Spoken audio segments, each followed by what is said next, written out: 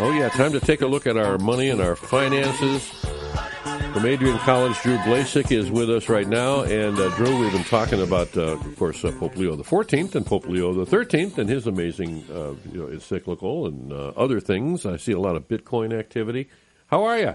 Good. Doing, the sun is out. It's been so horrible the last few days. So yeah. I have a smile on my face, too. So I'm pretty happy with the sun out. Mm-hmm.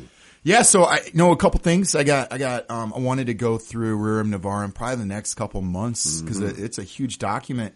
But before we do that, because I got the first paragraph, I think, paragraph that I wanted to go over. I wanted to talk about the House the other day. I think it was yesterday, the day before, passed the one big beautiful bill. Yeah. So I just wanted to show what's in it because the Senate passed a individual bill about no taxes on tips, and then the House passed a massive tax plan. And I just wanted to go through some details in here. So interesting, 2017 Trump tax cuts extended past 2025. Why don't they make it permanent? I know the Senate talked about it. I think it's political that you can have the debate every couple of years for political things. That's why they don't make it permanent. Right. They did no taxes on tips. Service industry workers, restaurant bars, pay no federal income tax. The Senate passed something just similar by itself. That was up to $25,000, no taxes. Really? I think this one, as far as I know, there's no taxes on tips at all. No taxes on overtime. Applies through 2028 for both. So it's not permanent. They have auto loan deduction, child tax credit increase from $500 to $2,500 through 2028. There's some other things there. Medicaid changes, work requirements enforced, coverage restrictions they put in there. Border immigration policy, they put some stuff about the border wall, some stuff. Now, I don't know if you ever heard of this. Trump accounts. Have you heard about this one? No. And is formerly known as MAGA accounts. This is interesting. They put, and I looked it up. I was like, it's $1,000 per child who is born in the year of 2024 to 28. That the U.S. government puts $1,000 into their savings. Wow.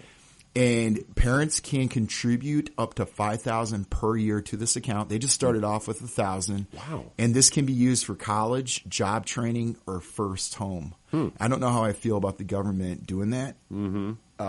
But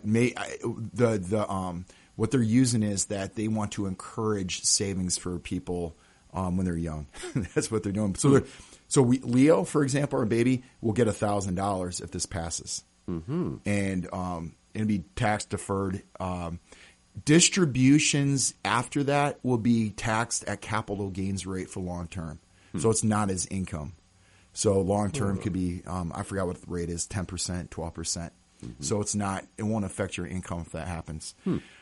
There's some work requirements for the SNAP food that's coming up. There's some clean energy rollbacks they're putting on with electric vehicles. They're rolling that back with those tax credits. And then the debt ceiling was raised $4 trillion. So there's some interesting things there. Yeah. I like the no taxes. I just want to say a couple things. They need to implement not just no taxes on tips.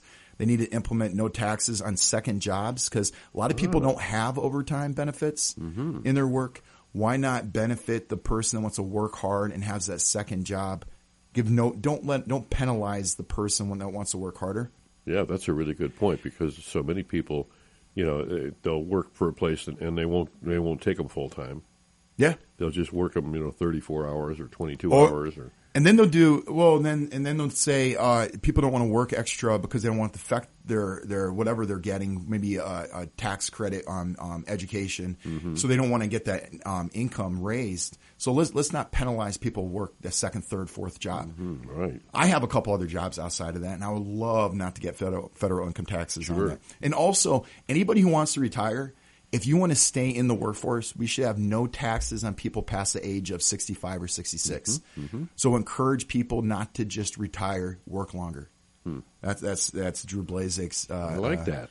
I hope you've emailed those to the president or your Congress. So Yeah, so that's the one big beautiful bill. It's called. It's kind of a funny name. Yeah, it is a funny name, and it's amazing.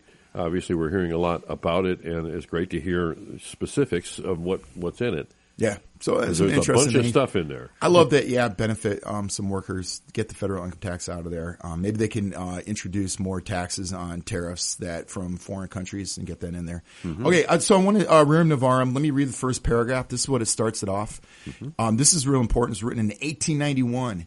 It says that the spirit of revolutionary change, which has long been disturbing the nations of the world, should have passed beyond the sphere of politics and made its influence felt in the cognate sphere of practical economics is not surprising.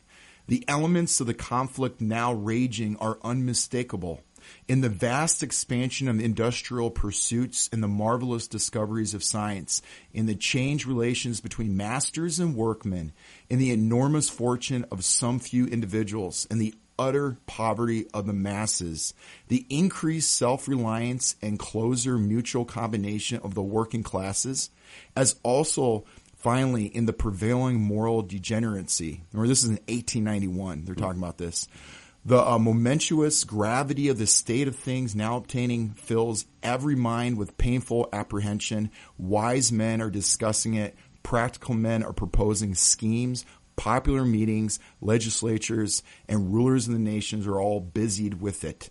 Actually, there is no question which has taken deeper hold on the public mind.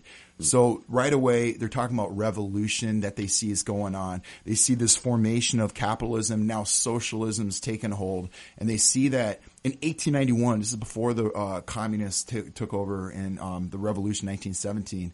And before that was before the Russian Revolution was actually Mexico.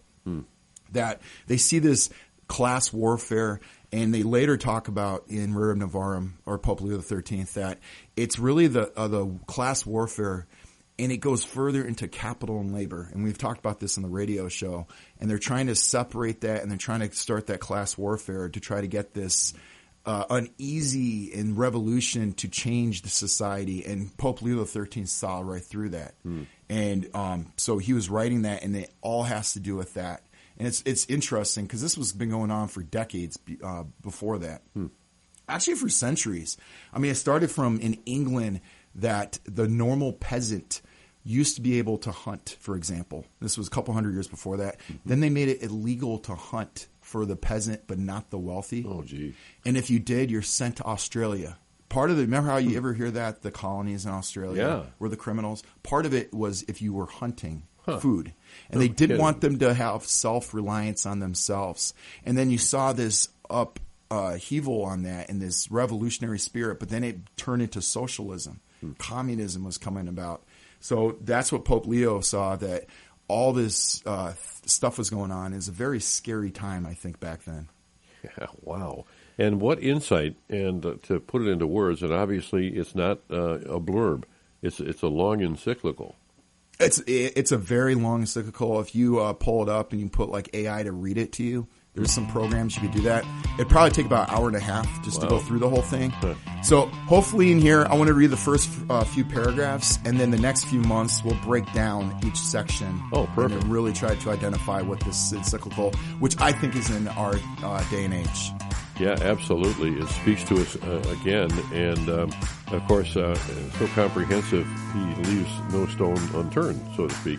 Yes. And it's pretty cool. And then, obviously, this has impacted our current Pope, along with other things from Leo XIII, that he chose Leo as his papal name. And he purposely mentioned this encyclical, why he picked Leo XIV. Yeah.